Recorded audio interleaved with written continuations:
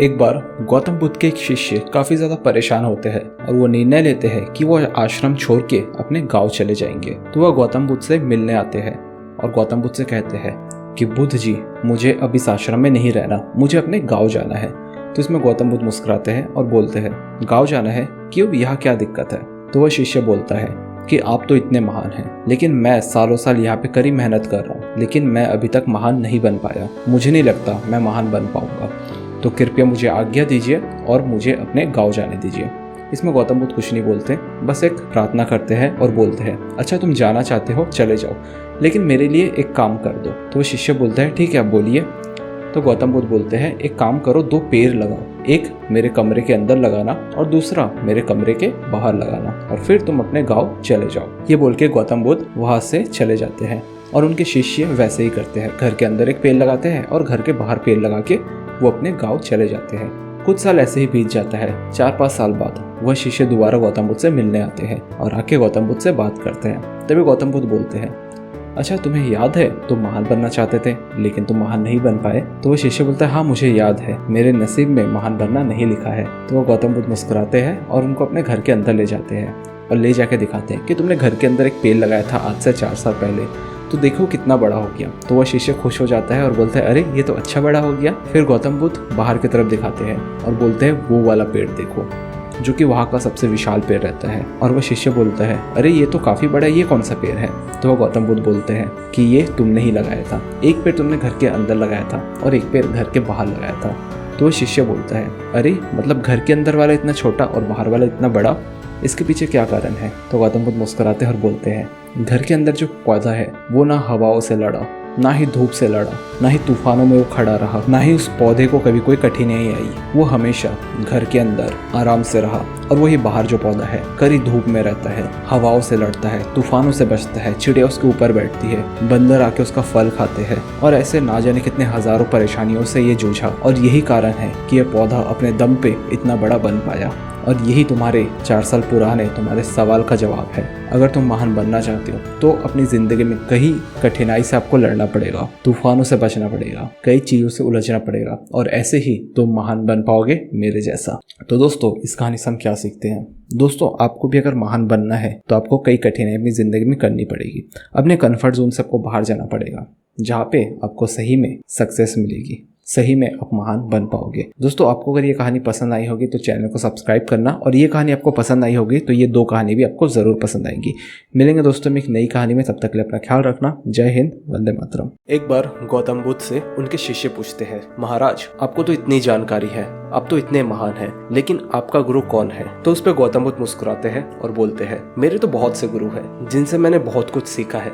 अगर मैं अपने हर गुरु का नाम बताना शुरू करूँ तो 1 महीना लग जाएगा, फिर भी ये जो नंबर है वो बढ़ती जाएगी। लेकिन तुमको मैं ऐसे 2 गुरु के बारे में बताता हूँ जिनसे मैंने अपने शुरुआती दिनों में बहुत कुछ सीखा। तो उनके शिष्य बोलते हैं, अच्छा चलिए बताइए। तो गौतम बुद्ध बोलते हैं, सबसे पहले एक चोर। एक बार की बात है जब मैं आधे रात को एक गांव की तरफ जाता हूँ और वहाँ पे मैं सोने के लिए जगह ढूंढता हूँ, लेकिन मुझे कोई भी जगह नहीं मिलता। तभी मुझे एक व्यक्ति दिखता है जो घर के दीवार से चढ़ने की कोशिश करता है। तो मैं उसको रोकता हूँ और रोक के उससे पूछता हूँ, क्या यहाँ पे सोने के लिए मुझे कोई जगह मिल सकता है? तो वह चोर बोलता है कि इतने रात को तो यहाँ पे कोई जगह नहीं मिलेगा, लेकिन मैं एक चोर हूँ और मेरे पास सोने के लिए जगह है, अगर आप चाहो तो मेरे स्थान में आके आप सो सकते हो। तो गौतम बुद्ध थोड़ा सोचते हैं और फिर बोलते हैं, ठीक है, मैं तुम्हारे स्थान में विश्राम करने को तैयार हूँ। और कुछ दिन मैं उसके साथ वहीं पर रहता हूँ। रोज रात को वह चोर चोरी करने जाता है और वो मुझे बोल के जाता है कि आप आराम कीजिए, मैं अपने काम में जाता हूँ। और जब भी वो आता है तो मैं उससे एक ही सवाल पूछता हूँ, क्या तुमने आज कुछ कमाया? तो वह चोर बोलता है, नहीं आज तो मुझे कुछ नहीं मिला, लेकिन कल रात को मैं दोबारा कोशिश करूंगा। और ये चीज मेरे मन में हमेशा से बैठ गई। उसके बाद महीनों जब भी मैं भगवान का नाम लेता था, शांति ढूंढता था और मुझे शांति नहीं मिलती थी, तो मैं विचलित नहीं होता था। मैं उस चोर को याद करता था जो कभी हिम्मत नहीं हारता था और वो दूसरे दिन दोबारा वो कोशिश करता था। तो वो चोर था जो मेरा पहला गुरु था। तो उनके शिष्य बोलते हैं, अच्छा तो महाराज दूसरा आपका गुरु कौन है? तो इस पर गौतम बुद्ध बोलते हैं, दूसरा जो मेरा गुरु है वो एक कुत्ता है। एक बार की बात है, जब मैं जंगलों में घूमते हुए पानी की तलाश करता हूँ, लेकिन मुझे वहाँ पे कोई पानी नहीं मिलती। तभी एक कुत्ता मुझे दिखता है जो दौड़ता हुआ जाता है और मैं समझ जाता हूँ कि वो कुत्ता पानी की तलाश में जा रहा है, तो मैं भी उसके पीछे भागते हुए जाते रहता हूँ। तभी मैं देखता हूँ कि उस कुत्ते ने एक नदी ढूंढ डाला और मैं वो खड़े होकर इस कुत्ते को देखता हूँ। तो वह कुत्ता जैसे पानी पीने जाता है तभी उसको पानी में अपनी परछाई दिखती है और उस कुत्ते को लगता है कि ये कोई मेरा दुश्मन है या फिर ये कोई दूसरा कुत्ता है। तो वो भौंक के थोड़ा पीछे आ जाता है और जैसे पीछे आता है तो वो कुत्ते की परछाई गायब हो जाता है। फिर जब वो पीने जाता है फिर से वो परछाई दिखती है और जब वो परछाई दिखता है कुत्ता पीछे आ जाता है। लेकिन उस कुत्ते को भी शायद बहुत ज़्यादा प्यास लगता है, इसलिए वो लपक के पानी के अंदर कूद पड़ता है उस दूसरे कुत्ते यानी कि अपनी परछाई पे लड़ने के लिए। और जब वो लड़ने के लिए जाता है तब उसको समझ आता है कि वहाँ पे कोई कुत्ता तो है ही नहीं, वो तो मेरा डर है। और फिर वो कुत्ता वहाँ से पानी पी के चले जाता है। और उसके जाने के बाद जब मैं पानी पीता हूँ तब मुझे ये समझ आता है कि अगर जिंदगी में आगे बढ़ना है तो अपने डर से ही लड़के आप आगे बढ़ सकते हो। तो ये दो मेरे ऐसे गुरु थे जिसने मुझे जिंदगी में बहुत कुछ सिखाया। वैसे तो आप हर दिन किसी न किसी इंसान, किसी न किसी जानवर से कुछ नई चीजें सीख सकते हो। अगर आपके अंदर सीखने की उत्सुकता है तो आप किसी से भी कुछ भी सीख सकते हो। तो दोस्तों, आपको ये कहानी कैसी लगी नीचे कमेंट में बताना। इस तरह की कहानी इस चैनल में आती रहेगी, तो आप इस चैनल को सब्सक्राइब कर लेना। मिलेंगे दोस्तों एक नई कहानी में, तब तक अपना ख्याल रखना। जय हिंद, वंदे मातरम। एक बार एक साधु एक गांव से होते हुए अपने मंजिल की तरफ जाते रहता है। तभी उसको रास्ते में कुछ लोग पत्थर तोड़ते हुए दिखते हैं। तो वह साधु उस आदमी के पास जाता है और जाके उनसे पूछता है कि आप पत्थर तोड़ रहे हो, क्या बन रहा है यहाँ पे। तो वह आदमी गुस्से से बोलता है, अरे क्या मतलब क्या बन रहा है, तुमको दिख नहीं रहा है यहाँ पे मैं काम कर रहा हूँ इतने गर्मी में, तुमको उससे कोई फर्क नहीं पड़ रहा, तुमको इससे फर्क पड़ रहा है कि यहाँ क्या बन रहा है, निकलो यहाँ से। और जैसे ये साधु सुनता है वहां से थोड़ा सा आगे बढ़ जाता है और वहीं पे एक दूसरा आदमी मिलता है। तो साधु सोचता है मैं एक बार इनसे भी पूछ लेता हूँ, और वो इंसान भी वहाँ पे पत्थर ही तोड़ते रहता है। तो वह साधु जाके उस व्यक्ति से बोलता है, जरा सुनिए यहाँ पे क्या बन रहा है।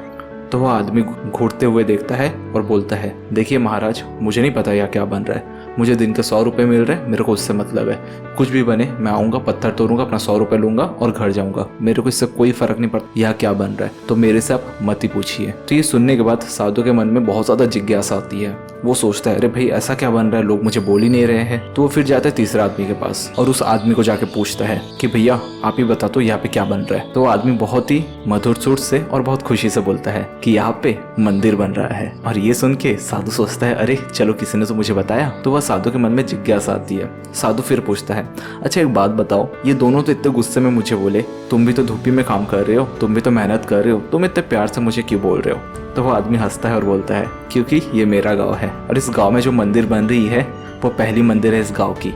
हमें जब भी प्रार्थना करना होता है ना, हम दूसरे गांव में जाते हैं और जब ये मंदिर बनकर तैयार हो जाएगा तो हमें कहीं जाने की जरूरत नहीं होगी। और साथ ही साथ जब मैं इस मंदिर को बनाता हूँ तो मैं ये सोचता हूँ कि यह मंदिर जब बनेगा तो मुझे कितनी ज़्यादा खुशी होगी। जब मेरे घर वाले, मेरे गाँव वाले इस मंदिर में आके पूजा करेंगे तो मुझे बहुत ज़्यादा खुशी होगी। और इसीलिए मुझे बिल्कुल मेहनत नहीं लगता, बल्कि मैं तो यहाँ भजन गाते हुए मंदिर बनाता हूँ। और रात को जब मैं सोने भी जाता हूँ ना, तो मेरे मन में यही ख्याल आता है कि मैं जो काम करके आया हूँ उस काम का जब परिणाम आएगा, जब मंदिर बन के तैयार हो जाएगा तो कितना सुंदर दिखेगा।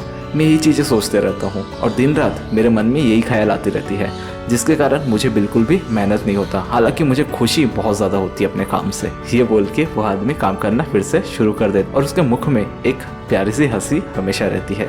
यह सुन के वो साधु भी बहुत ज़्यादा खुश हो जाता है और वहाँ से निकल जाता है। और निकलते वक्त वो एक बात सोचते हुए जाता है कि काम तो हर इंसान एक ही कर रहा है, लेकिन उनकी जो इंटेंशन है वो अलग है। कोई इस काम को करते हुए खुश है तो कोई इस काम को करते हुए बहुत ज्यादा दुख है। तो दोस्तों, आपकी जिंदगी में नजरिया की कमी है। अगर आप जिंदगी में दुख हो तो आपको वैसी नजरिया अपनानी होगी। आपकी जैसी जिंदगी हजारों लोगों को मिला है, लेकिन हजारों लोग दुख नहीं है, कुछ लोग खुश भी है। तो आप उन गिनती में आओ। आपकी लाइफ जैसे भी चल रही है ना, उसमें आप थोड़ा सा पॉजिटिविटी लाओ। आप देखो कि इसमें क्या पॉजिटिव है, कोई एक रीजन ढूंढो जिससे अपनी जिंदगी में खुश रह पाओ। तो दोस्तों, इस तरह की कहानी मैं इस चैनल में लाता रहता हूँ। आपको अगर ये कहानी पसंद आई होगी ना, तो यार सब्सक्राइब वाला बटन दबा देना और इस कहानी को अपने दोस्तों के साथ शेयर करना मत भूलना। मिलेंगे दोस्तों एक नई कहानी में, तब तक दोस्तों अपना ख्याल रखना।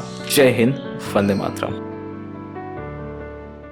एक गांव में एक व्यापारी हुआ करता था जिसका व्यापार लकड़ी का था, और उसी कारखाने में एक मजदूर हुआ करता था जो लकड़ियों से अलग अलग चीजें बनाया करता था। एक बार की बात है, जब उसका लकड़ी काटने वाला औजार खराब हो जाता है तो उसको वो ठीक करने के लिए गांव में दुकानें ढूंढता है। तो उसका पूरे गांव में एक ही लोहार मिलता है और उस लोहार के पास वो जाता है और उस लोहार के पास जाके वो सारी चीजें बताता है कि मेरा जो औजार है वो खराब हो गया है तो क्या इसको तुम बना के दे सकते हो? तो वह लोहार बोलता है हाँ मैं बना दूंगा, लेकिन मुझे एक दिन का समय चाहिए। कल आप इसी टाइम में आ जाना और अपना औजार लेके चले जाना। तो ये सुन के वो मजदूर बोलता है अरे नहीं, मुझे तो आज ही चाहिए। भले तुम मेरे से पैसा ज्यादा ले लो, दुगना पैसा ले लो, लेकिन आज ही के दिन तुम बना दो। तो वह लोहार बोलता है कि बात यह पैसे की नहीं है, बात है मेरी सिद्धांत की। मैं हमेशा चीज़ों को बहुत अच्छे से बनाता हूँ, तो मुझे अगर जल्दी बनाना होगा तो मैं वैसा काम नहीं दे पाऊंगा, तो मुझे एक दिन का समय चाहिए। तो वह मजदूर सोचता है कि मेरे पास तो और कोई ऑप्शन भी नहीं है, ठीक है मैं कल ही ले लूंगा। तो मजदूर बोलता है ठीक है, कल मैं इसी टाइम तुमसे ये औजार लेके जाऊंगा। और अगले दिन वो मजदूर आता है, अपना औजार लेके वो चले जाता है। और जब वो काम करता है तो उसको दिखता है कि जो औजार है वो काफ़ी अच्छे से काम कर रहा है और पहले से काफ़ी ज़्यादा धार और काफ़ी ज़्यादा तेज़ी से काम हो रहा है। और यही चीज़ वो अपने मालिक यानी कि उस व्यापारी के पास जाके बोलता है कि ये जो औजार है अभी काफ़ी ज़्यादा अच्छा काम कर रहा है। तो व्यापारी देखता है कि अरे हाँ ये तो काफ़ी अच्छा बना के दिया। तो वह पूछता है अपने मजदूर से कि ये कितना पैसा लिया? तो मजदूर बोलता है ये तो 10 ही रुपये लिया। तो वह सोचता है अरे 10 रुपये में इतना अच्छा औजार बना के दिया, मैं एक काम करता हूँ उससे जाके बात करता हूँ और उसके औजार खरीद के मैं शहरों में अगर बेचूंगा तो मुझे काफ़ी ज़्यादा मुनाफा होगा। तो वह व्यापारी उस औजार बनाने वाले के पास जाता है और जाके बोलता है कि मुझे तुमसे बहुत सारे औजार चाहिए जिसके मैं तुमको 15 रुपये देने को राजी हूँ। तो यह सुनकर वह लोहार बोलता है कि नहीं नहीं, मैं किसी के लिए काम नहीं करता। तो वह व्यापारी सोचता है काम नहीं करता, शायद इसको पैसे कम लग रहे हैं। तो व्यापारी बोलता है चलो तुम तो 10 रुपये लेते हो ना, मैं तुमको दुगना दूंगा, यानी तुमको एक औजार का मैं 20 रुपये दूंगा, लेकिन शर्त यह है कि तुम किसी के लिए काम नहीं करोगे। तो वह लोहार मुस्कुराता है और बोलता है नहीं, मेरे कुछ सिद्धांत है, मैं आपके लिए काम नहीं कर सकता। तो वह व्यापारी सोचता है अरे आप किस प्रकार के व्यक्ति है, जब बात मुनाफे की हो रही है आप मुनाफा नहीं लेना चाह रहे हो? ऐसे इंसान तो हो ही नहीं सकता जो मुनाफा ना लेता हो। तो इसमें वो औजार बनाने वाला हंसता है और बोलता है अच्छा एक बात बताइए, अगर मैं आपको 20 रुपये लूंगा तो बाजार में आप ये कितने के बेचोगे? तो व्यापारी बोलता है मैं आपको 20 रुपये दूंगा और बाजार में इसको मैं 40 रुपये में बेचूंगा, यानी 20 रुपये मेरा फायदा होगा, 20 रुपये आपका फायदा होगा। तो वह लोहार बोलता है अच्छा, तो ये 40 रुपये है वो कोई गरीब व्यक्ति देगा जो कि इसको 10 रुपये में मिल सकता था, वो वह 40 रुपये में खरीद रहा है, तो इसमें तो उसका नुकसान है। और ये मेरा सिद्धांत है कि मैं कभी किसी गरीब इंसान को नहीं लूटता और इसीलिए मैं 10 रुपये में ये चीजें लोगों को बना के देता हूँ। और ये बोल के लोहार अपने काम पे लग जाता है। तो दोस्तों अपनी जिंदगी में एक चीज आप याद रखना, आपके जो सिद्धांत है वही आपको अंत में खुशी देगी। आप अगर मुनाफा कमा रहे हो तो वो किसी का मेहनत का पैसा है जिसका मुनाफा आप तक आ रहा है, तो आपकी उसे ईमानदारी की कमाई है, वो कमा के भी आप लोगों का फायदा कर सकते हो। तो दोस्तों ये कहानी आपको कैसी लगी? अगर पसंद आई होगी तो व्हाट्सएप के जरिए अपने दोस्तों के साथ शेयर जरूर करना। हम मिलेंगे दोस्तों एक नई कहानी में, तब तक दोस्तों अपना ख्याल रखना। और अभी तक आपने सब्सक्राइब नहीं किया है तो यार नीचे वाला लाल बटन दबाना, उससे क्या होता है हमारा मतलब प्रोत्साहन बढ़ता है, जिससे हम इस तरह की और कहानी आप लोगों के लिए ला सकते हैं। तो मिलेंगे दोस्तों एक नई वीडियो में, तब तक के लिए अपना ख्याल रखना। जय हिंद, वंदे मातरम। एक बार गौतम बुद्ध के शिष्य गौतम बुद्ध के पास आते हैं और गौतम बुद्ध से कहते हैं गुरुजी मुझे घर की बहुत ज्यादा याद आ रही है, क्या मैं अपने घर जा सकता हूँ? तो गौतम बुद्ध इस पे प्रक्रिया देते हुए बोलते हैं हाँ बिल्कुल, तुम जाओ अपने गांव से घूम के आओ। तो यह सुन के वह शिष्य अपने गांव की तरफ रवाना हो जाता है। उस शिष्य का गांव काफी दूर होता है, तो वह सुबह सुबह अपना झोला लेके अपने गांव की तरफ रवाना हो जाता है। रास्ते में उसे काफी ज्यादा भूख लगती है, काफी ज्यादा धूप रहती है, जिसके कारण वो थक जाता है। तो उसे वही रास्ते में एक कुआं मिलता है और वह कुआं देख के वो बहुत ज्यादा खुश हो जाता है और उस कुएं से वो पानी निकालता है। निकाल के उस पानी को पीता है। पीने के बाद उसको बहुत ज्यादा संतुष्टि मिलती है। वह देखता है कि इस कुएं का पानी बहुत ज्यादा मीठा और बहुत ज्यादा ठंडा है। अचानक उसको अपने गुरु यानी कि गौतम बुद्ध की याद आ जाती है और वो सोचता है काश ये पानी मैं गौतम बुद्ध जी को पिला पाता। ये सोचते उसके मन में दूसरा ख्याल आता है, क्यों नहीं इस पानी को मैं लेके जाऊं, गौतम बुद्ध को पिलाऊं और फिर मैं अपने गांव के लिए दोबारा रवाना हो जाऊं। तो ये सोचते ही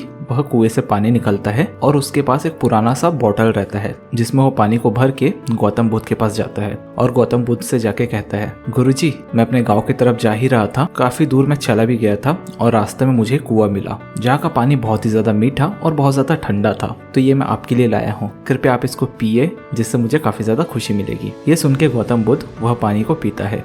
पीने के बाद उनके मुख में हंसी आ जाती है और हंस के बोलता है वाकई ये पानी बहुत मीठा और बहुत ठंडा है, और अपने शिष्य को धन्यवाद बोलता है। और धन्यवाद के बाद गौतम बुद्ध बोलते हैं ठीक है मैंने तो पानी पी लिया, अभी आप अपने गांव की तरफ रवाना हो जाओ। और वह शिष्य गांव की तरफ रवाना हो जाता है। तभी गौतम बुद्ध के दूसरे शिष्य वहां से दौड़ते हुए आते हैं और आके बोलते हैं, महाराज मुझे भी पानी पीने का मौका दो, मैं भी पी के देखूं कितना ठंडा और कितना स्वादिष्ट है। तो वह जैसे उस पानी को पीता है, पीने के बाद वह तुरंत पानी को थूक देता है और थूक के गौतम बुद्ध से कहता है कि ये पानी तो बहुत ही ज्यादा बदबूदार और बहुत गर्म है, आपको यह पानी कैसे अच्छा लगा और वह आपका शिष्य ये गंदा पानी आपको पिलाने के लिए इतना दूर आया। तभी गौतम बुद्ध मुस्कुराते हैं और मुस्कुरा के बोलते हैं कि मैं इस पानी से खुश नहीं हुआ, मैं खुश इसलिए हुआ कि मेरे शिष्य ने वह पानी पीने के बाद मुझे याद किया और इतने दूर से वो मेरे लिए सिर्फ पानी लेके आया। और जरूरी नहीं है कि पानी गंदा है, हो सकता है पानी काफी ज्यादा अच्छा था, लेकिन जो उसने बोतल में डाला वो बोतल काफी पुराना था तो बदबू उस बोतल का होगा। लेकिन मैं अगर उनसे कहता कि ये पानी बहुत बदबूदार है तो वह दुखी हो जाता और वो पूरे रास्ता ये सोचते हुए जाता मैंने कितनी बड़ी गलती कर दी और उनका पूरा दिन खराब हो जाता। इसलिए मैंने सच छुपाया और इस सच से किसी का नुकसान नहीं हुआ, बल्कि उसकी भावनाएं मेरे प्रति दिखी कि वो मुझसे कितना प्रेम करता है। तो दोस्तों बहुत समय ऐसा होता है कि लोग हमारे लिए कुछ अच्छा करते हैं बट वो बुरा निकलता है, लेकिन उनका इंटेंशन बुरा नहीं होता है। तो दोस्तों कभी अगर आपके साथ कुछ चीजें ऐसी होती है तो आपको पॉजिटिव व्यू में देखना है कि इसके पीछे क्या उसकी कोई गलती थी या समय ही कुछ ऐसा था। तो दोस्तों इस तरह की कहानी मैं इस चैनल में लाते रहता हूँ। आपको अगर इस तरह की कहानी और सुनना है तो नीचे सब्सक्राइब वाला बटन दबाना, जिससे हमें प्रोत्साहन मिलेगा और हम इस तरह की वीडियो आपके लिए ले आ पाएंगे। और साथ ही साथ इस वीडियो को अपने दोस्तों के साथ व्हाट्सएप में शेयर करना मत भूलना। मिलेंगे दोस्तों एक नई कहानी में, तब तक के लिए दोस्तों अपना ख्याल रखना। जय हिंद, वंदे मातरम। एक बार गौतम बुद्ध से उनके शिष्य पूछते हैं, गुरुजी हम अपने आप को सही कैसे साबित करें? बहुत से ऐसा समय आता है जब मैं सही भी होता हूँ और अगला इंसान गलत होता है, फिर भी मैं अपने आप को साबित नहीं कर पाता, तो मैं अपने आप को सही कैसे साबित करूँ? तो इसमें गौतम बुद्ध मुस्कुराते हैं और बोलते हैं चलो मैं आज आपको एक कहानी सुनाता हूँ। तो वह बोलते हैं, एक स्कूल में एक शिक्षक था और वहीं पे उनके एक छोटे से छात्र थे। तो वह शिक्षक अपने छात्र से बोलते हैं कि मैं तुमसे एक सवाल पूछता हूँ, उसका मुझे आप जवाब देना। तो विद्यार्थी बोलता है ठीक है पूछिए। तो वो शिक्षक पूछता है, मानो मैंने तुमको 2 आम दिए और उसके बाद 1 आम और दिया, तो अब तुम्हारे पास कितने आम है? तो वह विद्यार्थी बोलता है मेरे पास अभी 4 आम है। तो ये शिक्षक जब सुनता है उसको थोड़ा सा गुस्सा आता है, लेकिन वो कुछ नहीं बोलता। वो बोलता है कि दोबारा अच्छे से सुनना मैं क्या पूछ रहा हूँ। और दोबारा वो पूछता है कि पहले मैंने तुमको 2 आम दिए और उसके बाद 1 आम और दिए, तो टोटल कितने आम हुए? तो वो विद्यार्थी बोलता है मेरे पास 4 आम हुए। तो इस पे वह शिक्षक बहुत गुस्सा हो जाता है और तभी उसको ये याद आता है कि उस छात्र को सेब बहुत ज्यादा पसंद आते हैं। तो वह शिक्षक फिर से पूछता है, अच्छा चलो सवाल को मैं थोड़ा सा बदल देता हूँ, मान के चलो कि तुमको मैंने पहले 2 सेब दिए और फिर 1 सेब दिए, अब तुम्हारे पास कितने सेब है? तो वह छात्र बोलता है मेरे पास 3 सेब है। तो वह शिक्षक सोचता है अरे जब सेब की बात कर रहा हो तो 3 बोल रहे हैं और जब मैं आम की बात करता हूँ तो ये 4 बोलता है। ये सोच के वो दोबारा वही प्रश्न पूछता है, अब बताओ मैंने तुमको 2 आम दिए फिर 1 आम दिए, अभी कितने आम है? तो वह छात्र बोलता है 4 आम। ये सुन के वह शिक्षक बहुत ज्यादा गुस्सा हो जाता है और गुस्से में बोलता है जब मैं सेब की बात करता हूँ तुम बोलते हो 3 और जब मैं आम की बात बोलता हूँ तुम बोलते हो 4। तो वह विद्यार्थी बोलता है क्योंकि मेरे बैग में पहले से 1 आम रखा हुआ है, तो जब आप मुझे 2 आम देते हो फिर 1 आम देते हो तो वह 3 हुआ और 1 आम मेरे खुद के पास पहले से है, तो हुआ ना 4 आम। जब यह वो छात्र बोलता है तो फिर शिक्षक को समझ आता है कि दिक्कत ना ही सवाल में थी ना ही जवाब में, दोनों ही अपने अपनी जगह सही था। ये बोल के गौतम बुद्ध मुस्कुराते हैं और अपने शिष्य से बोलते हैं, तो देखो ये जरूरी नहीं है कि तुम हमेशा सही हो सकता है जो तुम्हारे आगे खड़ा है वो भी अपनी जगह सही हो। तो दोस्तों ये कहानी से हम क्या सीखते हैं? दोस्तों जब भी हम किसी भी कारण से किसी को गलत ठहराते हैं तो उससे पहले हमको समझना होता है कि वो इस बात को क्यों बोल रहा है या फिर वो मेरी बातों को क्यों नहीं मान रहा है। सही दोनों जगह से इंसान हो सकता है, तो जब भी अपनी बात रखो तो अगले इंसान की भी बात सुनो। तो दोस्तों ऐसी कहानियां मैं इस चैनल में लाते रहता हूँ। अगर आपको ऐसी कहानी पसंद आती है तो चैनल को कर देना सब्सक्राइब और वीडियो को शेयर जरूर करना व्हाट्सएप के थ्रू अपने दोस्तों के साथ। हम मिलेंगे दोस्तों एक नई वीडियो में नई कहानी के साथ, तब तक दोस्तों अपना ख्याल रखना। जय हिंद, वंदे मातरम। एक बार एक शाम को खाली सड़क पे एक औरत मदद के लिए गुहार लगाती है। बहुत सारे कार वहां से गुजरते हैं लेकिन कोई कार वाला रुक के उस औरत की मदद नहीं करता है। तभी अशोक नाम का एक व्यक्ति वह कार लेके आता है और वह देखता है एक लड़की परेशान वहां पे खड़ी है। तो वो जाके पूछता है क्या हुआ, आपकी मैं क्या मदद कर सकता हूँ, आप काफी ज्यादा परेशान लग रहे हो। तो वह लड़की बोलती है कि मैं यहाँ बहुत दूर से आई हूँ और यहाँ पे मेरे कार का टायर पंचर हो गया है, लेकिन कोई रुक के मेरी मदद नहीं कर रहे, क्या आप मेरी मदद करोगे? तो अशोक बोलता है हाँ बिल्कुल, क्यों नहीं। लेकिन क्योंकि अशोक काफी ज्यादा गरीब जैसा दिखता है, उसके कपड़े थोड़े फटे होते हैं, उसकी मुंह थोड़ी सी सुकड़ी होती है, तो वह लड़की सोचती है कहीं ये इंसान गलत ना हो और मुझे लूटने की कोशिश ना करे। लेकिन उस लड़की के पास कोई और ऑप्शन नहीं रहता, तो वो रुक के सोचती है कि मैं देख लेती हूँ, आखिरी आदमी शायद मेरी कुछ मदद कर दे। तो अशोक वहाँ पे टायर निकालता है, टायर लगाता है, काफी ज्यादा टाइम लग जाती है और वह लड़की वहीं पर खड़े होकर देखती है। टायर बिल्कुल अच्छी तरीके से लग जाता है। तब अशोक उस लड़की के पास आता है और आके बोलता है कि आपकी जो गाड़ी है वो मैंने बना दी है, अब आपको जहाँ भी जाना है आप जा सकते हो। तो वह लड़की काफी ज्यादा खुश हो जाती है कि मैं जो सोच रही थी वो नहीं हुआ, बल्कि ये इंसान बहुत ज्यादा अच्छा है। तो सोच के वो अपने पर्स से कुछ पैसा निकाल के अशोक के हाथ में थमाती है। तो अशोक हिचकिचा के बोलता है कि नहीं नहीं, मुझे इसकी जरूरत नहीं है, कृपया आप मुझे पैसा ना दे। तो वह लड़की बोलती है कि ये पैसा रखिए, ये आपकी हक का पैसा है। तो अशोक बोलता है नहीं, मेरे हक का नहीं है, मैं तो सिर्फ मदद करने के लिए खड़ा हुआ था, ये मेरा काम नहीं है। अगर ये मेरा काम होता तो मैं आपसे बिल्कुल ये पैसा लेता, लेकिन आप अगर देना ही चाहते हो ये पैसा किसी जरूरतमंद को देना, और उसको देते समय आप मुझे याद करना, इससे बड़ी खुशी मुझे और कुछ नहीं मिलेगी। ये बोल के अशोक वहाँ से निकल जाता है और यह लड़की अपनी कार में बैठ के आगे बढ़ जाती है। आगे उसको अपने गाड़ी में पेट्रोल डलवाना होता है, तो एक पेट्रोल स्टेशन में वो रुकती है और बाजू में ही उसको होटल दिखता है। और क्योंकि वो सुबह से परेशान थी तो उसको काफी ज्यादा भूख भी लगता है, तो वो जाती है और कुछ खाना वहाँ पे ऑर्डर करती है। और जब ऑर्डर करती है तो वो देखती है जो वहाँ की वेटर है वो एक लेडी होती है और वह 5 महीने की प्रेग्नेंट रहती है। और उसके शक्ल से ये समझ आ जाता है कि वो वेटर बहुत ज़्यादा परेशान है। तो वह लड़की सोचती है कि अशोक ने तो मुझसे पैसा नहीं लिया था, क्यों ना कुछ पैसा मैं इसको दे दूँ। तो वह खाती है और खा के टिप में 2000 रुपये रख के वो चली जाती है। तो जब वह वेटर आती है और आके टिप देखती है कि 2000 रुपये है, तो वह वेटर हक्का बक्का हो जाती है और सोचती है कि 2000 रुपये। फिर वो देखती है कि बाजू में एक लेटर लिखा है जहाँ पे लिखा है कि आप प्रेग्नेंट है और मुझे ऐसा लगता है आपको पैसे की काफी ज्यादा जरूरत है, मुझे किसी ने कहा था कि ये पैसा किसी जरूरतमंद को दे देना, इसलिए मैंने आपको दिया, तो कृपया इसका इस्तेमाल आप अच्छे से करें। तो वह पढ़ती है, पढ़ के काफी ज्यादा खुश हो जाती है और वह वेटर अपना काम खत्म करके अपने घर की तरफ जाती है। तभी उसके मोबाइल में फोन आता है उसके पति का और आगे से उसका पति बोलता है तुम घर कब आ रही हो। तो वह वेटर बोलती है बस अशोक, मैं निकल गई हूँ, 10 मिनट में घर पहुँचने वाली हूँ।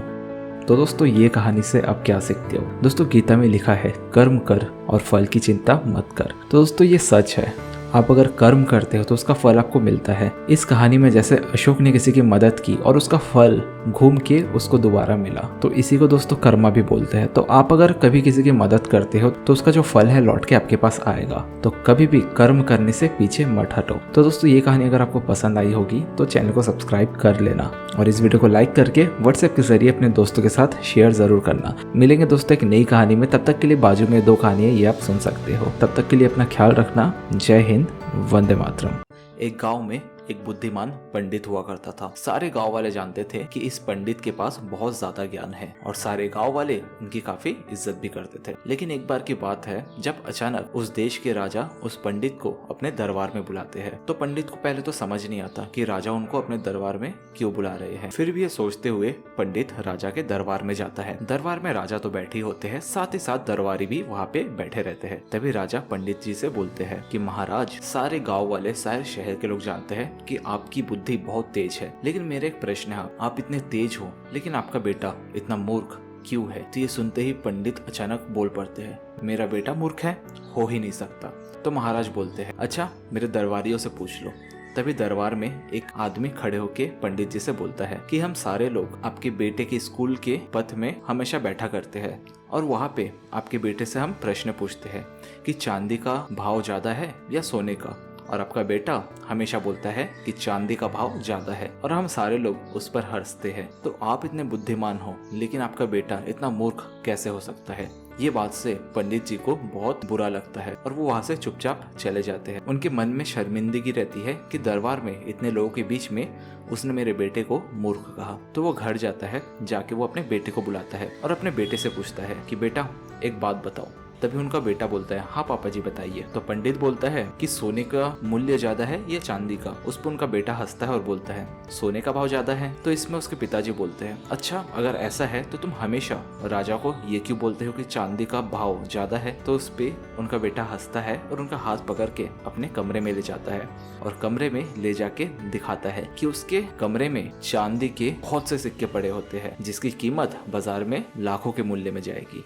तो इस पर उसके पिता बोलते हैं, अरे इतना सारा चांदी का सिक्का तुम्हारे पास कैसे आया? तो वह बेटा बताता है कि पिताजी, जब भी मैं स्कूल जाता हूँ तो वहाँ पे राजा और उनके लोग बैठे होते हैं और वो हमेशा मेरे से एक सवाल पूछते हैं कि चांदी का भाव ज्यादा है या सोने का। और मैं जब जब बोलता हूँ कि चांदी का भाव ज्यादा है तो वो सब मेरे ऊपर हंस पड़ते हैं और मुझे एक चांदी का सिक्का दे देते हैं। और ऐसा करके मैंने यहाँ पे इतने सारे चांदी के सिक्के जमा लिए। लेकिन दूसरी ओर अगर मैं उनको बोलता कि सोने का भाव ज्यादा है तो वो मुझे एक ही बार एक सोने का सिक्का देते, जिसकी मूल्य इन सिक्कों के मुकाबले काफी ज्यादा कम। तो इसलिए मैं हमेशा गलत साबित होता हूँ, लेकिन मुनाफा मैं ही कमाता हूँ। ये बोल के हंस पड़ते हैं और पंडित ये सोचता है, अरे मेरा बेटा तो कितना चालाक है। और वो अपने बेटे को लेके जाता है राजा के पास और सारी चीजें बताता है, जिससे राजा बहुत ज्यादा खुश हो जाते हैं और उनको भेंट में बहुत सारे सोने के सिक्के देते हैं। तो दोस्तों, इस कहानी से हम क्या सीखते हैं? दोस्तों, हमारी जिंदगी में हमेशा यह जरूरी नहीं है कि आप सही हो या आप किसी से जीतो। आपका मुनाफा अगर हारने में हो रहा है तो हार बुरी चीज नहीं है। हमारे समाज में ऐसे बहुत लोग हैं जो किसी विषय में फेल हो गए और जिसके कारण उन्हें नया लक्ष्य चुना जिसमें वो बहुत ज्यादा सफल हो गए। तो जिंदगी में कभी अगर आप फेल होते हो तो इसका ये मतलब नहीं है आप फेल हो सकता है किसी और चीज में आपका ज्यादा मुनाफा होने वाला है। तो दोस्तों, ये कहानी आपको कैसी लगी नीचे कमेंट में बताना। साथ ही साथ व्हाट्सएप के जरिए अपने दोस्तों के साथ अपने स्टेटस में इस कहानी को जरूर शेयर करना। और इस तरह की कहानी सुनने के लिए नीचे सब्सक्राइब वाला बटन दबाना मत भूल। मिलेंगे दोस्तों एक नई कहानी में, तब तक दोस्तों अपना ख्याल रखना। जय हिंद, वंदे मातरम।